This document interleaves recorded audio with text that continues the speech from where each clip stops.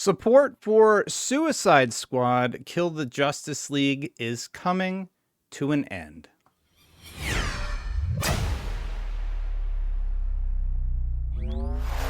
The game that everybody was talking about, mostly because it turned out not to be great, is finally ending support. So, surprisingly, they're ending support at a time when they're introducing a character who actually looks kind of cool.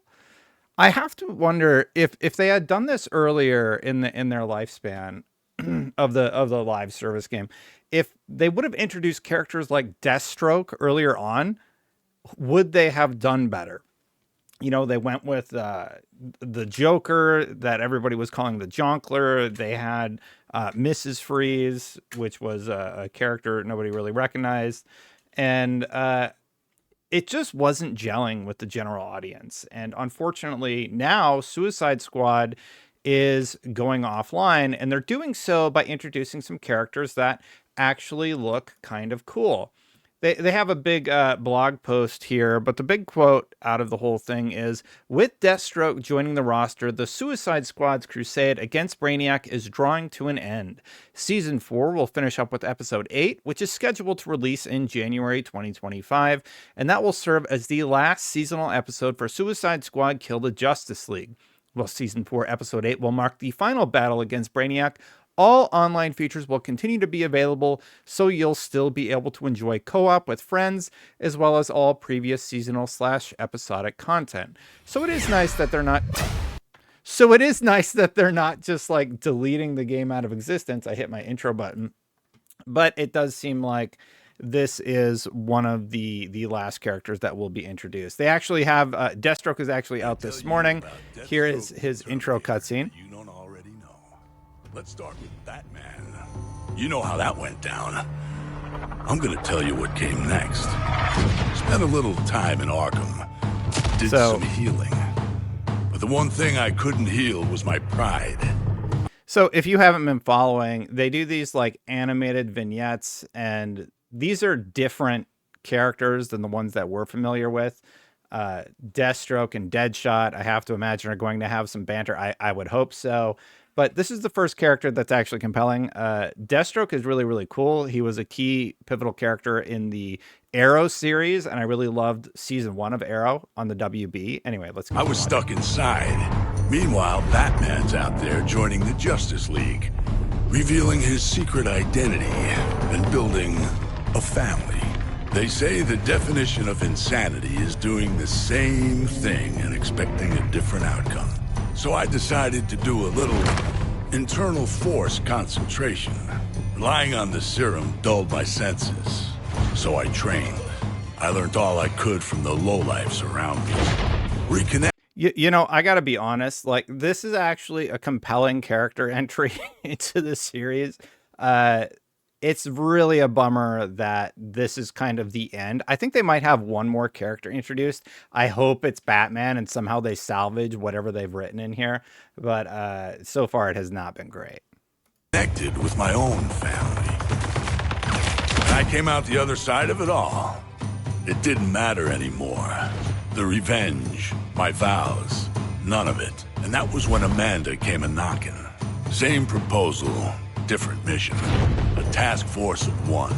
Get in, kill Brainiac, get out. Simple. Or so I thought. Obviously, I wasn't going to consider my job done till I'd cut off all the heads of the snake. So I went dark. Figured out how to travel between Earths. Killed a few Brainiacs. This is cool. Found myself here. So season 7 or episode, whatever, the season of Deathstroke, obviously you run around as Deathstroke, and I have some gameplay brought up here where you can just sort of see what the character does. This is from Ben Gunn. Go check out, I'll link to it in the description below. But long story short, he plays largely like all of the other characters. He kind of just runs around the city. The search for scientific glory in this That's not him, right? stellar laboratory. So let's just jump around here. Did they just give him the jetpack? This is... Yeah, this is Already Deathstroke. halfway So through. I think he's doing the grind to unlock the character right now. Long story short, he has a sword, and he plays very similar to a lot of the other characters that we've seen. This is not him currently. So How's Destin Clinton? let's just say this. It's nice that they added the character and that they're going to continue supporting the game. But if you remember way back to when I did the original preview, I said Suicide Squad killed a Justice League preview. We played it and didn't like it, meaning I played it and didn't like it. There were issues with how the bosses were designed. It just wasn't for me. I did give it some props. I did say like the graphics look pretty nice, and yeah, I'm dying a lot or whatever. But there was just some weird stuff in there, like you enslaved Poison Ivy, like a child version of Poison Ivy. The heroes are murdering people in the campaign, and I'm just kind of like, this is weird. It just didn't resonate with me. And then from a gameplay perspective, it was really, really hard to latch onto, and I think a lot of people wound up feeling that way. So with Deathstroke's addition, that's kind of an interesting strategy, given the fact that they kind of sorry they kind of introduced this character too late. It's just too late into the series to actually have a compelling impact on the overall franchise. So this is another YouTuber. This is Ben. If you just want to check out Ben, I'll link to him in the description. Sorry for cropping you out. And he's playing as what's as Slade Wilson, doing his thing, jumping around. He has a sword, he has snipers. It looks like he traverses a little bit differently, but the gameplay is very similar to every single other hero, where you stun and you shoot the characters in a combo type fashion and traverse around the battlefield. So looks like he has like a sort of a sword super, and all this is literally happening live this morning. So that's Jay Shocktoberfest, who is Jay Shockblast, who is currently streaming Suicide Squad. I might play it a little bit later. I am a little bit curious about the character and what they're going to be doing here. Here is what they say in the patch notes video. It's time to sharpen your swords as Season 4, Episode 7 control is almost upon us. With Deathstroke joining the Suicide Squad as a new playable character, offline mode functionality, a new Elseworld to explore, and plenty of gear to discover. Let's take a closer look at what it has to offer. It has Deathstroke. It has an offline mode. The medieval twin is where they're going to fight, which actually it looks kind of unique. They have Guerrilla Warfare, Guerrilla Grodd is the infamy set, which is the gear that you grind for. And then, of course, you have Notorious gear, and they fixed a bunch of bugs. I think we all knew this was coming. I don't think I expected it to come literally 1 year after the game launched. You can get Suicide Squad for like $3 right now. You can get the $100 edition that launched a year ago for $3. So if you've even been curious about the game at all, yeah, you can get it for basically nothing right now. And I think there was somewhat of a compelling combat loop in the game, but everything was purple. The design was just repetitive. And I think that's what really held it back from seeing any modicum of success. Everybody roasted the game the first time that they saw it, and they just didn't pivot fast enough.